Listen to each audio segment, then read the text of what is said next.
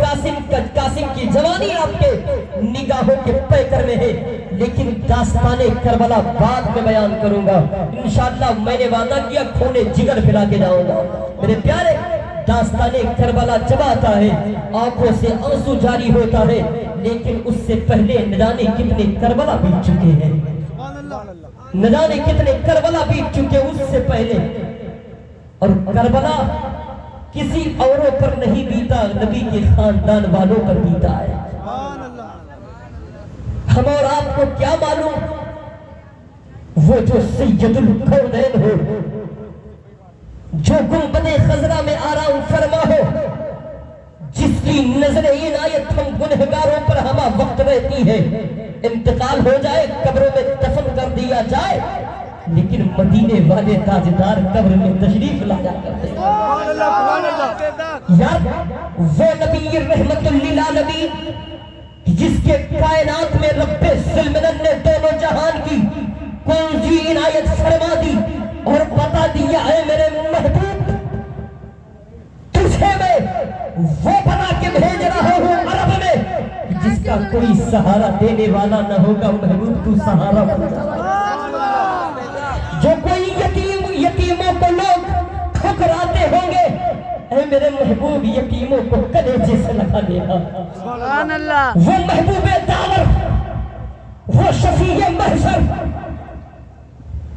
یہ کربلا جو محرم کی 10ویں تاریخ کو آپ کربلا سنتے ہیں، یہ کربلا تو محرم کی 10ویں تاریخ کو عام ہے، لیکن اس سے پہلے نہ جانے کتنے کربلا ہو چکے ہیں، اور کسی اور پر کربلا نہیں ہوا۔ اگر کربلا ہوا ہے تو احمد مختار کے خاندان والوں پر ہوا ہے۔ سبحان اللہ۔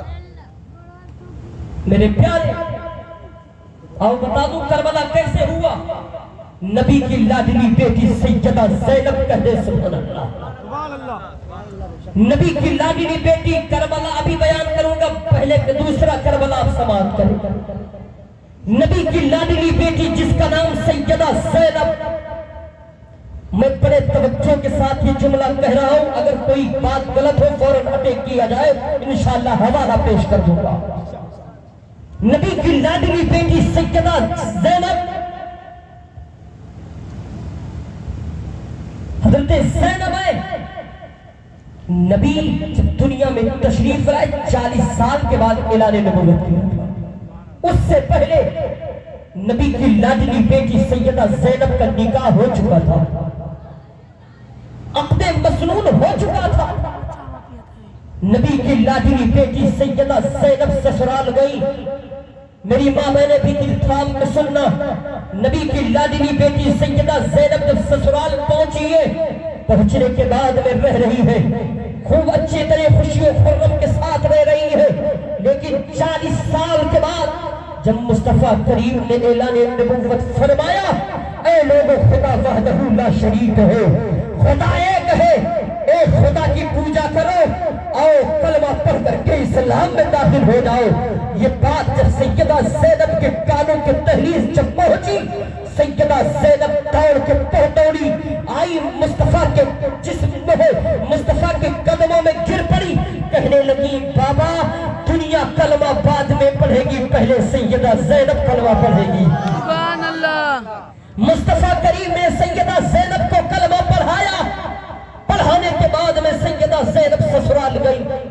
سسرال میں جب خبر ہوا کہ سیدہ زینب نے اپنے بابا کا کلمہ محمد کا کلمہ پڑھ لیا ہے، ساس کو جب خبر ہوئی کہ سیدہ زینب نے تو کلمہ پڑھ لیا ہے، جب شوہر کو خبر ہوئی کہ سیدہ زینب نے تو کلمہ پڑھ لیا ہے، تیور بدل گئے، کہنے لگی او سیدہ زینب اسی وقت اپنے بابا محمد کا کلمہ پڑھنا چھوڑ دے ورنہ بہت تجھے مارا جائے گا۔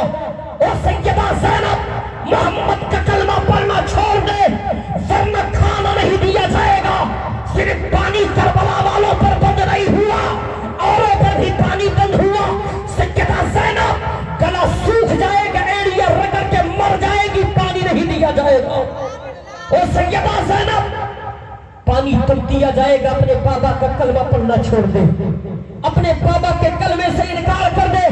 نبی نبی کی لاڈلی بیٹی سیدہ زینب نے کہا تھا او میرے سسرال والوں میرے جسم کے ٹکڑے ٹکڑے کر دو 360 بوٹیاں الگ الگ کر دو لیکن ہر بوٹی سے آواز یہی آئے گی کہ اے لوگوں پانی نہ دو کوئی غم نہیں ہے لیکن سیدہ زینب کا ٹکڑا ٹکڑا محمد کا کلمہ پڑھتا ہوا سبحان اللہ سبحان اللہ اللہ اکبر میرے پیارے یا رسول اللہ پوری کریں اس کے بعد میں تواریخ کربلا پیش کرنا کہا کلمہ پڑھنا چھوڑ دے ورنہ مار دیا جائے گا ستایا جائے گا کہا مجھے کیوں ستا رہے ہو میں نے صرف کلمہ ہی تو پڑھا کیوں مجھ پر ظلم کر رہے ہو میری غلطی کیا ہے صرف جس نے ایک خدا کا اعلان کیا اس کا کلمہ ہم نے تو صرف پڑھا ہے کہا کلمہ پڑھنا چھوڑے گی کہ نہیں چھوڑے گی